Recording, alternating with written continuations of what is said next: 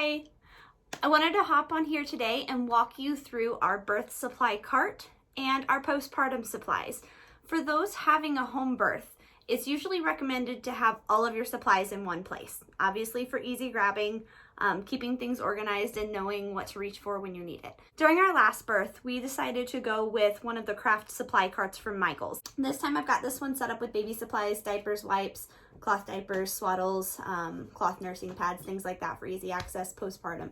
This white one here we actually got from IKEA recently, and this is what we're going to be using for all of our birth supplies. I wanted to walk you through what supplies we are going to have on hand, what we will use for different stages of labor, and where you can get those. Okay, so this is our birth supply cart. I always show my husband where everything is prior to labor and delivery, although we really don't grab it much until baby's here and I'm able to just say, hey, like middle shelf, go grab this. During early labor, I really don't use any of this. Previously, during early labor, I honestly just went about normal daily life. Ideally, you will want to kind of ignore labor until you can't ignore it anymore. For a home birth, I felt really comfortable just kind of continuing about our normal day until I was not able to do that any longer. So last time that looked a little bit like picking my kid up from school, going on a walk around the neighborhood, playing at the park, taking a nap, eating, drinking, making my kids dinner. During our last birth, I was cooking tacos for my kids in the evening and Skyping my mom to let her know that, I was having some contractions. I thought that this was, early labor. And during that time, she's like, Jen, your contractions are like 3 minutes apart. And so it's kind of amazing how much of labor you're able to kind of ignore and just naturally work through when you're not overly focusing on it. I think it's really important to not instantly go into your birth zone place and shut everything out just because you're having contractions 5 to 6 minutes apart or more, simply because you might end up being there for quite a while. So when it gets to the point that I feel like I need to actually really focus and work through it, I like to be in my room, on my yoga ball. Some good things to have on hand are definitely an exercise yoga birth ball. Early labor, I tried to stay walking, doing my normal stuff. As active labor started, I definitely wanted to be sitting, rolling my hips, something that was providing comfort, but also was still supportive and allowing me to kind of rest until my body really needed to use more energy. Some of the oils that I do have in my cart are lavender for relaxation, peppermint. It's really great for nausea. I have not been one to get really nauseous during transition, but a lot of women do. And so having that on hand, if I do start to feel nauseous, it makes it easy to grab really quick. Energy. So if it's a long labor and I'm really struggling, that one can be very helpful. Cedarwood is what I diffuse every night at bedtime. So if I'm wanting to try to get some rest, my body is already used to kind of winding down while smelling that one. And so I think that would be very helpful. And clary sage. So some other roll-on ones that I have are Stress Away, because when I'm feeling kind of anxious, that's usually my go-to. Valor is known as the courage oil. So if for any reason I start to feel a little overwhelmed with fears and need to help work through that, I think that would be a very helpful oil to have. And then Tranquil. Another thing that I like to have on hand for early and active labor is a rebozo. A lot of doulas will have a rebozo on hand because it can be used for belly sifting. So when mom's on hands and knees and you drape it underneath her belly, someone can stand above her and hold it, lifting it gently and sifting back and forth. And I'll try to include a little video clip here soon of my husband doing that to me, especially third trimester when my baby's trying to get into a good position. I'm feeling a lot of that hip discomfort. That belly sifting helps to relieve a lot of the pressure of that heavy belly and helps my hips feel so much better. So other supplies that I have on hand. A thermometer. This is not something that I had to use last time. Actually, 95% of this I did not have to use last time. Much of the birth supplies that I have on hand are kind of situational, and if labor and delivery are going very smoothly or quickly, most of this you're probably not going to reach for. However, there are definitely certain circumstances where having a lot of these things could be very helpful or even necessary. A thermometer would be great if my waters were to rupture prior to active labor starting, or even at the beginning of labor. And if I labor for a while, I want to make sure that my temperature is not rising and that there's no risk of infection. Hair ties. I always start off labor like feeling really good, doing my hair, like maybe even throwing on some mascara, and then like active labor hits and I don't care. My hair goes up, I get naked, like it all goes out the window. Lip balm. For those that get chapped lips, you're going to be doing a lot of breathing through your mouth, kind of humming, moaning noises. Your lips are going to get dry. Have a good chapstick or lip balm there. Honey sticks. If I'm not really feeling up for eating, especially as it gets closer to like late active labor or transition, but I need a little energy boost, a honey stick could be great. V6 is the Young Living's carrier oil that I use most often, especially if I want to use any of my oils topically. I could just do a pump of that with a drop or two of whatever oil. I do plan on diffusing a lot of my oils throughout labor and delivery. I probably actually won't mess with it, but I'm going to have a list of what I want during certain stages of labor for my husband or my mother-in-law to get ready. Once it's like really, really close to baby time and during the time postpartum, my diffuser goes off. I don't want for any reason to be heavily diffusing things into the room that could prevent baby from using their senses to do what they're designed to do, which is to smell me. I think that there are a lot of oils that are wonderful for labor and delivery, but once my baby is here, I don't want that interrupting things. Liquid chlorophyll. So this stuff I always like to have on hand for labor and delivery. The molecular structure of chlorophyll is almost identical to hemoglobin. So the central atom in hemoglobin is iron.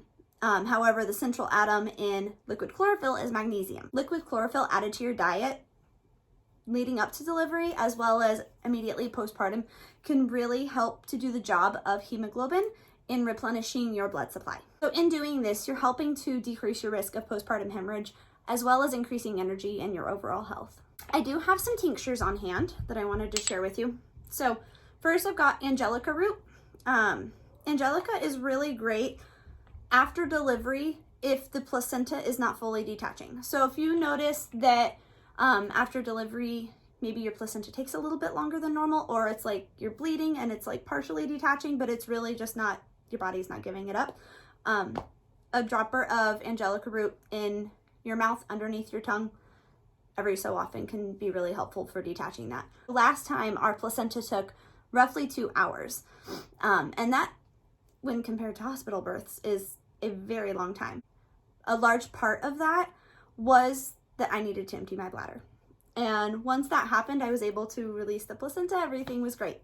So this time, one of my main focuses that I've already told my husband is that after delivery, I really want to make sure that I am getting my bladder emptied. Back to oils, peppermint, a drop in the toilet can be very helpful with that. If for any reason my placenta is still taking a while, or if I'm bleeding and I'm uncomfortable with the level that is coming out without my placenta fully detaching, angelica can be used orally. And I would plan to use 1 or 2 droppers a couple minutes apart to help expel the rest of the placenta. After the placenta is delivered, if for any reason I am noticing consistent blood loss or any high volume of blood loss, the 2 tinctures that I have on hand are, someone tell me how to say this, Woomstringe, I can never pronounce things, and shepherd's purse. So this one includes shepherd's purse. Last time around I had shepherd's purse on hand. However, I have seen a lot of recommendations for this one from Wish Garden. I have them both on hand. I don't really plan to open this one unless I have an actual need. The shepherd's purse is probably what I will reach for if I'm uncomfortable with the level of bleeding postpartum. Last time around, there was absolutely 0 issue. I mean, once the placenta was out, to be honest, I barely bled, like even days after. If for any reason, especially since this is my 4th baby, I'm a little gingery, there are definitely some different risk factors that can increase risk of postpartum hemorrhage. So I do plan on using this if I notice any level of bleeding postpartum that is irregular for me. I do have arnica. I keep this on hand postpartum for discomfort. I honestly didn't use it last time. I like to keep it just in case. The main thing that I reach for is after ease. This is an affirmation from my lovely doula. I will link her profile below. Go give her some love. So up in here, I have a Doppler and gel. This is just like normal aloe vera. I only use this occasionally prenatally to check on baby. And by occasionally, I mean like once a month. I don't think that using it for peace of mind once you're feeling regular movements is ideal. During labor and delivery, my plan is to use it to check on baby occasionally. Again, kind of following my intuition with what I feel is needed and listening to my body and how things are progressing without too much micromanaging. If I just feel off about anything, having this handy to check on baby and making sure heart tone is regular can definitely be helpful. I have my handy dandy net because everyone knows that poop happens. I do have a mirror, and it is double-sided for me to be able to use to kind of look and see what's going on with baby as I am pushing or as FER is kind of taking over. Last time it happened so fast that I didn't need or want this. I would be surprised if that didn't happen this time, but I do like having that just in case. A trash bag for trash, just for easy grabbing so I don't have to mess with that. These are all of my Chucks pads. So I have a few of these blue ones that are a little thinner and then some of the orange ones that are significantly thicker.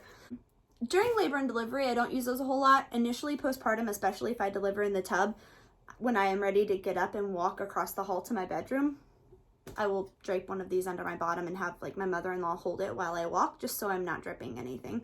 Another thing I have on hand for that is just a shower curtain liner to throw over our carpet in our bedroom. So with our bed sheets, I don't have anything in this cart, but what we do is we get 2 mattress protectors and then 2 fitted sheets.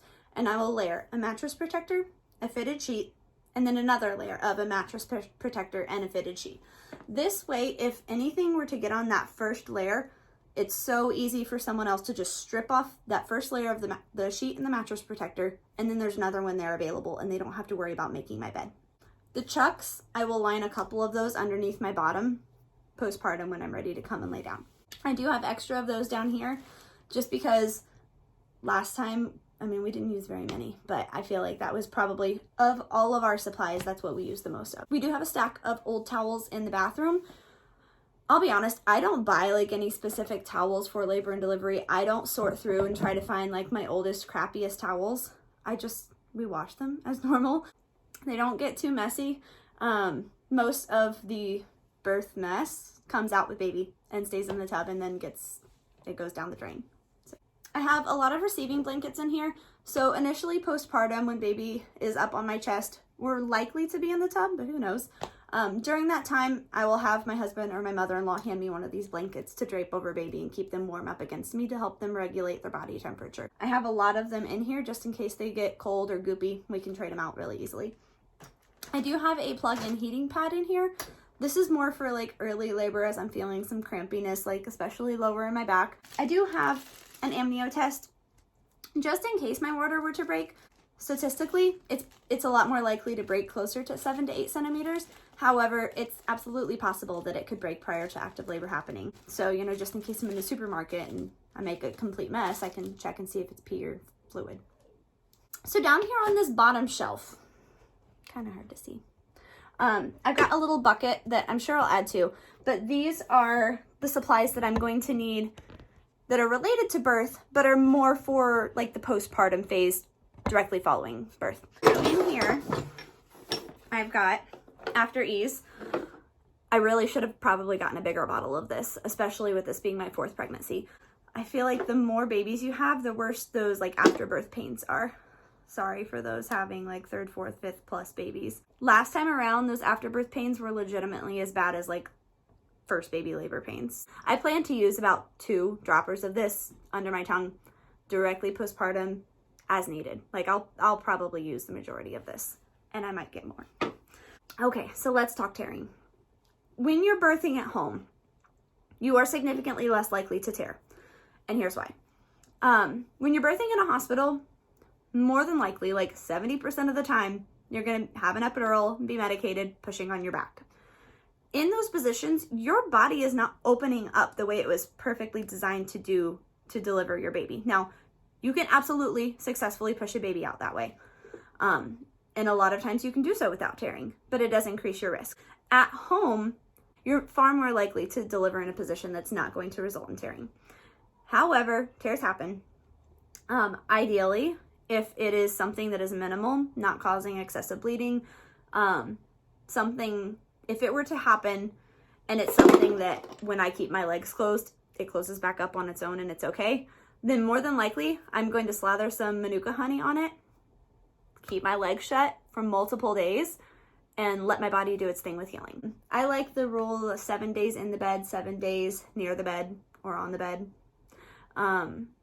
Postpartum, I mean, this is my 4th kid. I fully plan on having to like help my other kids with things, but resting is the most important. My husband's probably gonna only take about 2 days off of work, so you know, day 3 I'm gonna have to like open my fridge and get them food. But most of my day will be resting. This is our weight sling.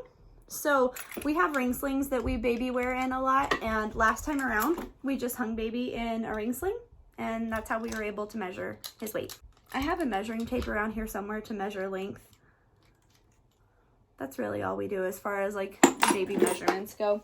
Okay, one thing that I don't have in here that I will be using is a placenta bowl. So post-delivery, wherever I deliver my placenta, when that starts to happen, I will probably grab at a bowl and try to catch it. Last time around, it was just right onto a Chex pad, which is fine too. But I have these 2 baggies to double bag my placenta. So it'll go inside one, that will get zipped, and then inside another. And then that will get refrigerated until I or my husband are able to go down and smoothie prep it. Sorry for those that get grossed out by that. But that's our plan. A couple of the things that I don't have in my cart that I plan on getting and adding to it are either beeswax candles, or a cord tie, or both, or a clamp. I'm not really sure, honestly, what we're gonna do with the cord at this point. Last time around, I got some yarn and just like crocheted a little string of it, and then when we were ready to cut the cord, we used that. We initially planned to use the beeswax tapered candles and to burn it, and we started to do that, and it was taking forever, and I'm gonna be honest, I just got really impatient. So I had my husband sterilize some scissors real quick, and we just tied it and cut it. More than likely, we will probably do that this time. I like the whole ceremonial aspect of everyone being involved. My kids could each use a candle and help. To be honest, postpartum, I just kind of want to like get that stuff over with and get laid down and snuggled with baby. Liquid CalMag is a supplement that I take regularly each night before bed. That is something that I will also make sure that I have on hand postpartum to be able to drink a little bit of. Okay, so postpartum recovery. This is the basket that I plan to have in my bathroom. I do have a bunch of cloth pads also that are in my bathroom that I use for normal menstrual cycles that I plan to get out and use. But these were actually donated to me by my doula, lovely, beautiful doula friend. I love the organic cotton. In my opinion, when you buy pads, one, you want to use something that doesn't have a bunch of crap chemicals, but the organic cotton are so much more soft. Like using normal pads, whatever brands you find like at Walmart on their normal shelf, they stick to you and they feel gross, and I can't do it. These are so soft. I mean, honestly, it's amazing. So I have this herbal bath. My plan is to put some of this and to boil it in a big pot of water on the stove. And when I say my plan is to do this, my plan is to have someone else do this for me. Boil that in a pot of water on the stove, 10, 15 or so minutes. And then after delivery, when I'm ready to have an herb bath to promote better healing and snuggle with baby, we will use that. And this is something that can be used so many times. This is enough for multiple herb baths. So I have some of this Earth Mama herbal perineal spray. This stuff is freaking amazing. If you don't have this, please get this. Your bottom will thank me. Go get this. I have 2 bottles of this stuff so that I can keep one in each bathroom. I have a peri bottle. So if you've ever had a baby before, you know how heavenly these are. After I boil the herbs for the herb bath with this, I will fill this up with a little bit of that warm herbal water and use that initially postpartum. It will help promote a lot more healing and be way more comfortable than just plain water. And then after that, I can just fill it up with warm water whenever I'm going to the bathroom. Mama tip, when you go to pee, if you have any kind of like skid marks, just road rash, I guess you could say, vaginal road rash, fill this with warm water. When you're sitting down to pee, spray it on you before you pee. And as you're peeing, continually spray it on you. You won't get as much of that like burn feeling while you're peeing. Tux pads are amazing. and they've got witch hazel on them. Typically the first couple days postpartum, I like to just get one of the large cotton pads, put it in my panties, line it with these. Line the whole thing with these babies. They're amazing. I also plan to order some of the hospital mesh panties. If you didn't know, you can get those amazing like brief mesh panties that they give you at the hospital. You can order those online and they're hella cheap and they're the best things on earth. Last time around I did get some adult diapers and those were great for like the first 6 to 8 hours postpartum when I just wanted to like put that on and not worry about it. But as you're getting up, moving to the bathroom more regularly, the mesh panties are like way better. So definitely stock up on some of those. I hope this video has been helpful for you in prepping for your home birth space. Click below on the Amazon link. I have linked all of my favorite supplies as well as supplies for those that are planning a water birth and need a tub and things like that in my Amazon storefront. So check those out. Let me know what you think. Comment with what your like top few favorite things to have on hand for home birth are. I'd love to hear from you. Thanks.